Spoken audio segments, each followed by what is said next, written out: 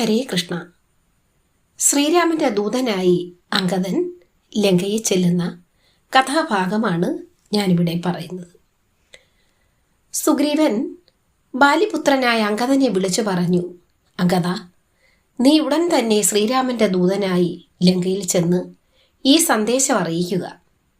വൈകിയ വേളയിലാണെങ്കിലും സീതാദേവിയെ തിരിച്ചേൽപ്പിച്ച് മാപ്പ് പറഞ്ഞാൽ ഘോരമായ യുദ്ധവും അതുമൂലമുണ്ടാകുന്ന നാശനഷ്ടങ്ങളും ഒഴിവാക്കാം.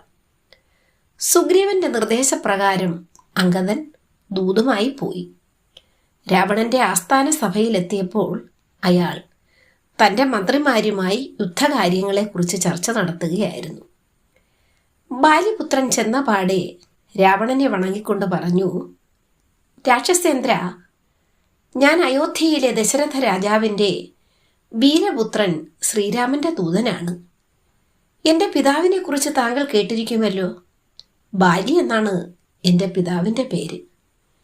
ബാലി എന്ന പേര് കേട്ടപ്പോൾ തന്നെ രാവണൻ ഭയഭക്തി ബഹുമാനങ്ങളോടെ ഇരിപ്പിടത്തിൽ നിന്നും എഴുന്നേറ്റ് അംഗദന് കൈ കൊടുത്തുകൊണ്ട് പറഞ്ഞു, അയ്യോ, ഇതാരാണ്? എൻ്റെ ആത്മമിത്രത്തിൻ്റെ പുത്രനോ?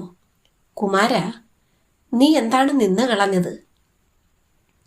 അച്ഛൻ്റെ സുഹൃത്തിൻ്റെ മുമ്പിൽ ഇരിക്കാൻ പാടില്ലെന്ന് കരുതിയാണോ? നീയും എൻ്റെ പുത്രൻ ഇന്ദ്രജിത്തും എനിക്ക് ഒരുപോലെയാണ്. എങ്കിലും കുമാര, ഞാനൊന്ന് ചോദിച്ചോട്ടെ, നിന്റെ പിതാവിനെ ഒളിയം പെയ്ത് കൊന്നവനല്ലേ ഈ ശ്രീരാമൻ?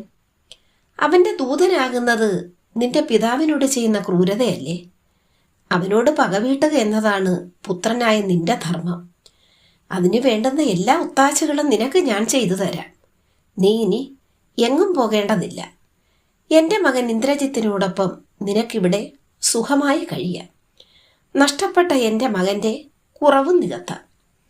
ഇതിത്രയും കേട്ട് കഴിഞ്ഞപ്പോൾ അംഗദൻ പറഞ്ഞു, രാവണ, ഞാൻ നിങ്ങളുടെ ഉപദേശം കേൾക്കാൻ വന്നവനല്ല. അധർമ്മം മാത്രം പ്രവർത്തിക്കുന്ന നിങ്ങൾക്ക് ധർമ്മോപദേശം ചെയ്യാനുള്ള എന്ത് യോഗ്യതയാണുള്ളത്? ഞാനിവിടെ വന്നത് ശ്രീരാമ ദൗത്യം നിർവഹിക്കുന്നതിനായിട്ടാണ്. അത് ഞാൻ നിങ്ങളെ അറിയിക്കാൻ ആഗ്രഹിക്കുന്നു. ദയവായി കേട്ടാലും. രാക്ഷസ രാജ രാവണ, ബ്രഹ്മാവിൽ നിന്നും നേടിയ വരത്തിങ്കൽ നീ ലോകത്തിന് തന്നെ ഇന്നു ഉപദ്രവകാരിയായി തീർന്നിരിക്കുന്നു. നിനക്ക് ധൈര്യമുണ്ടെങ്കിൽ കോട്ടയ്ക്ക് വെളിയിൽ നിന്ന് നമ്മോട് യുദ്ധം ചെയ്യുക. അതാണ് വീരനായൊരു രാജാവിൻ്റെ ധർമ്മം. അതല്ല, നീ യുദ്ധത്തിന് തയ്യാറല്ലെങ്കിൽ വൈദേഹിയെ തിരിച്ചു നൽകി എൻ്റെ മുമ്പിൽ മാപ്പു പറഞ്ഞ അധികാരം